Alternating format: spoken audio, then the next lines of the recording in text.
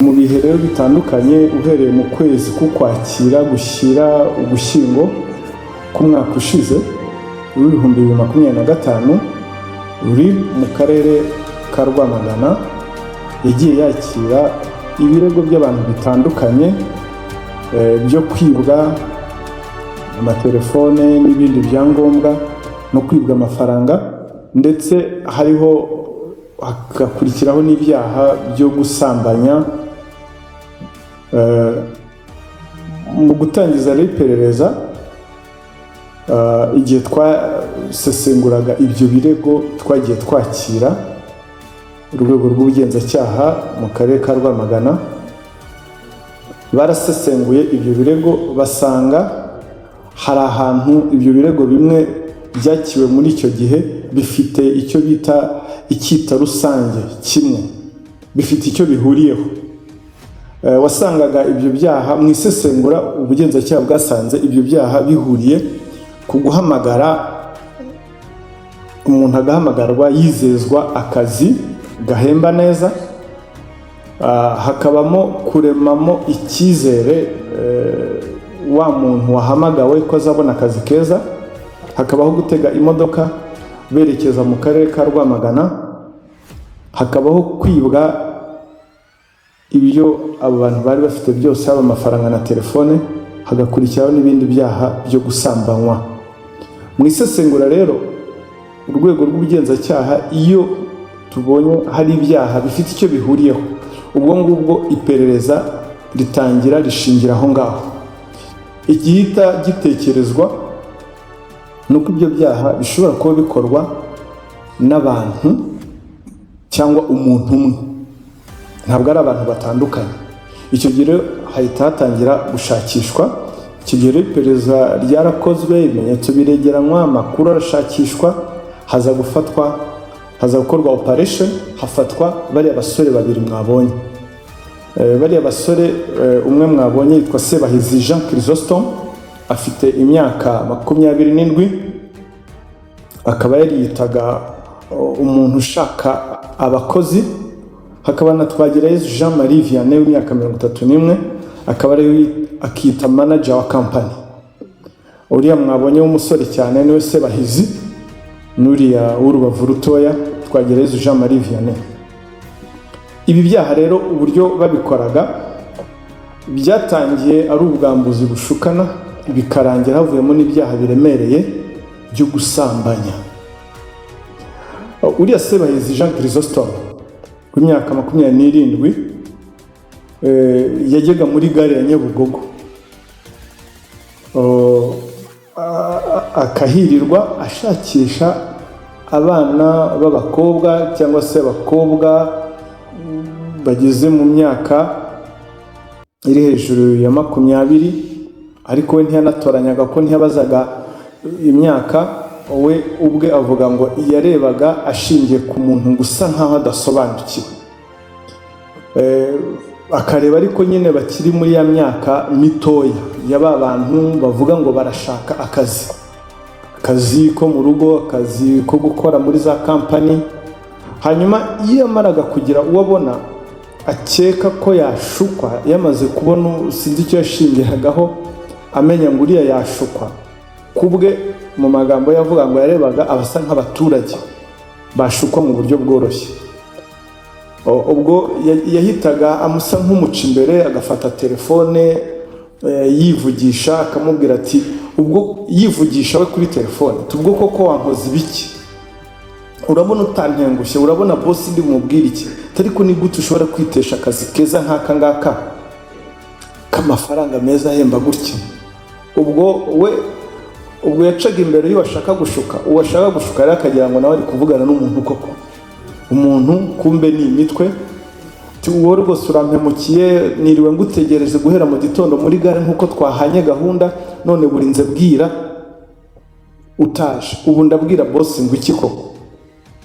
Agahita kupa, ubwo agahita yegera wa wundi akamubaza ati, se ariko ubwo nta muntu wandangira ushaka akazi k'umuntu nari ntegereje hano ntengushye, nta muntu ushaka akazi? Undi nawe akavuga ati, se ubundi ubwo wakampaye yewe, uragashaka se koko? Rwose nta kibazo, gahemba ngahe, tereka wowe wivuganiye na boss. Ubwo agahamagara telefone koko yuriya witwa Twagirayezu Jean Marie Vianney wita manager. Uwo wita manager akitaba akavugana na wa muntu ushaka akazi,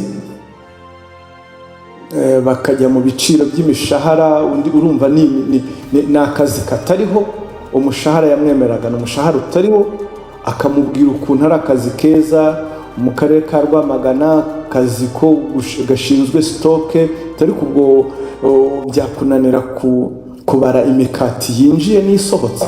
Ubwo ngo yagiye kumuha akazi muri boulangerie aho bakora imikati.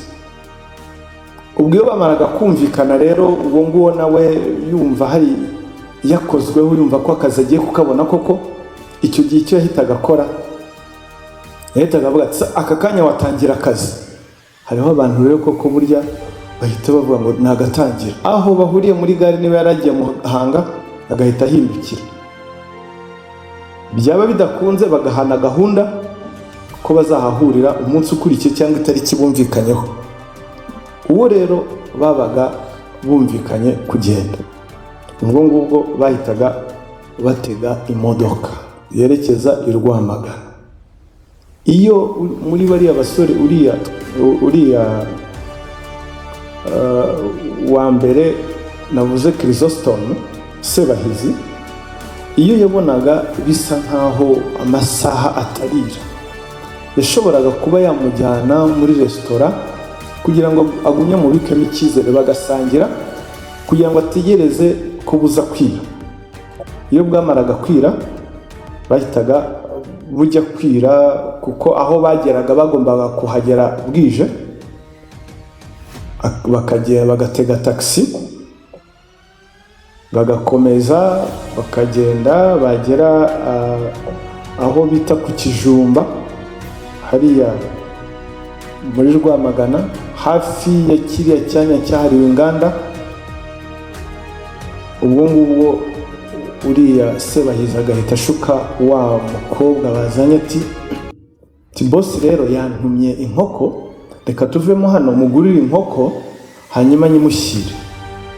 Ubwo bakavamo bakamanuka ahantu mu gashyamba gatoya, agahita akuramo icyuma. Urumva umuntu nk'uwo ahita atungurwa, kumushyiraho icyuma, zana ibyo ufite byose, ryama hasi, akamusambanya, yagize akamwaka ibyo afite byose, akirukanka. Akamubwira ati ngaho wirukanka, undi nawe agahita yirukanka. Kandi ntabwo yamwoherezaga inzira isubira ku muhanda, yamwerekaga inzira nyine itoroma mu cyaro. Urumva ni ya mayeri yo kugira ngo adasubira ku muhanda, atabaze abantu bahite bahurura. Undi n'igihunga cyinshi akirukanka atazi yajya. Hanyuma baje kugeraho batanga ikirego. Ariko mu gutanga ibirego wasangaga harimo abakorewe ibyaha, nabo wasangaga bafite ikintu bahuriyeho, ngira ngo tuza no kugishingiraho dutanga ubutumwa. Wamubazaga ati ninde wagukoreye ibi ngibi? Ntawe nzi. Nibura se nimero ya telefone afite? Ntayo nzi. Mwahuye mute? Ni muri gare. Yitwa nde? Akamubwira izina nyine yafashe. Muri make nta muntu. Ibyo rero akenshi mu rwego rw'ubugenzacyaha bitubera imbogamizi yo kugira ngo ukurikirane, ariko ntiducika intege, tugumya tukegeranya ibimenyetso, tukashaka amakuru mu buryo twigishijwe bwo gushaka guperereza. Abantu rero bagira ngo baza gufatwa. Ibi rero navuga bimwe mu mbogamizi. Ari wavuganye n'umuntu, mwavuganye cyangwa wenda mwahanye na gahunda, mufashe urugendo rwo kuva Kigali mujya Rwamagana, ntiwibutse, ntiwagize n'amakenga yo kuvuga ati reka nohereze mugenzi wanjye iyi nimero y'umuntu twavuganaga, ningira icyo mba azabaze. Abamaze gutanga ibirego ni 7. Tukaba dusaba ko niba hari n'abandi bashobora kuba barakorewe ibyaha nk'ibyo ngibyo, turabasaba ko bakwegera urwego rw'ubugenzacyaha bagatanga amakuru, bagatanga ikirego, bigakurikirana. babiri rero muri bo basambanyirijwe mu murenge wa Musha mu gashyamba kari aho ngaho, abandi nabo mu murenge wa Mwurire na Karenge muri Rwamagana. Ibi birumvikana ko aba basore uko ari babiri niho babonye ko bajya bakorera ibyaha. Tukaba dusaba rero n'abaturage nabo kujya badufasha gutanga amakuru. Ibintu nk'ibi ngibi, ibyaha nk'ibi ngibi bikwiriye gucika. Bakurikiranyweho ibyaha bitanu. Icya mbere, gusambanya umwana, gukoresha undi mibonano mpuzabitsina ku gahato, kugera ku makuru hagambiriwe gukora icyaha, kwihesha ikintu cy'undi hakoreshejwe uburiganya, gushyiraho umutwe w'abagizi ba nabi cyangwa kuwujyamo. Icyaha cya mbere cyo gusambanya umwana, icyaha giteganywa n'ingingo ya 14 y'itegeko ryo ku itariki enye y'ukwezi kwa 12 umwaka wa 2023 rihindura itegeko ryo kwa 30 ukwezi kwa 8 2018 riteganya ibyaha n'ibihano muri rusange. Aho aramutse ahamijwe n'urukiko yahanishwa igihano cy'igifungo kiri hagati y'imyaka 20 cyangwa se burundu. Gukoresha undi mibonano mpuzabitsina ku gahato ni icyaha gihanwa n'ingingo y'134 itegeko riteganya ibyaha n'ibihano muri rusange. Igifungo baramutse bahamijwe n'urukiko, igifungo bahabwa ni hagati y'imyaka 10 kugera kuri 15, hakongeraho n'ihazabu hagati ya miliyoni 1 na miliyoni 2. Icyaha cya gatatu, kugera ku makuru hagambiriwe gukora icyaha giteganywa n'ingingo ya 17 y'itegeko ryerekeye gukumira no guhana ibyaha bikoreshejwe ikoranabuhanga. Igihano yahabwa aramutse agihamijwe n'urukiko ni igifungo kuva ku mwaka umwe ariko kitarenze imyaka 2, hakiyongeraho n'ihazabu hagati ya miliyoni 1 na miliyoni 3 y'amafaranga y'u Rwanda. Naho icyaha cya kane gikurikiye ni ukwihesha ikintu cy'undi hakoreshejwe uburiganya, gihanwa n'ingingo y'174 y'itegeko riteganya ibyaha n'ibihano muri rusange. Igihano yahabwa aramutse yahamijwe n'urukiko ni igifungo kuva ku myaka 2 ariko itarenze imyaka 3 n'ihazabu y'amafaranga hagati ya miliyoni 3 na miliyoni 5. Icyaha cya gatanu aricyo cya nyuma cyitwa gushyiraho umutwe w'abagizi ba nabi cyangwa kuwujyamo, ni icyaha giteganywa n'ingingo ya 224 y'itegeko riteganya ibyaha n'ibihano muri rusange. Igihano bahabwa baramutse bahamijwe n'urukiko ni igifungo kiri hagati y'imyaka 7 n'imyaka 10. Iki cyaha ndagira ngo wenda abantu bagisobanukirwe. Iyi ngingo iravuga ati umuntu wese urema umutwe ugamije kugira nabi abantu cyangwa kugirira nabi ibintu by'abantu, hatitawe ku mubare w'abawugize cyangwa igihe uzamara, ufasha kuwushyiraho, uyobora, uwutangaho, uwutunganya, uwujyamo, uwoshya abandi kuwujyamo. Ngira ngo icyumvikana iyo bavuze ngo gushyiraho umutwe w'abagizi ba nabi, iyi ngingo igisobanukirwa, hariho abashaka kumva ko ari umutwe w'abagizi ba nabi bitwaje intwaro. Oya, group y'abantu bafite gahunda yo kugirira nabi abantu cyangwa kugira nabi ibintu byabo, kujya biba, ariko ni group y'abantu bishyize hamwe. Hano itegeko riravuga ngo batitaye ku mubare w'abawugize cyangwa igihe uzamara, bashobora kwishyira hamwe ari akagurupe, bagende bibe hariya bakiba bikarangira, uwo mutwe ugahita usandara. Iyo bafashwe bahanishwa iyi ngingo. Ngira ngo mujye mudufasha no kugira ngo abadukurikiye basobanukirwe ingingo z'amategeko nk'izi ngizi.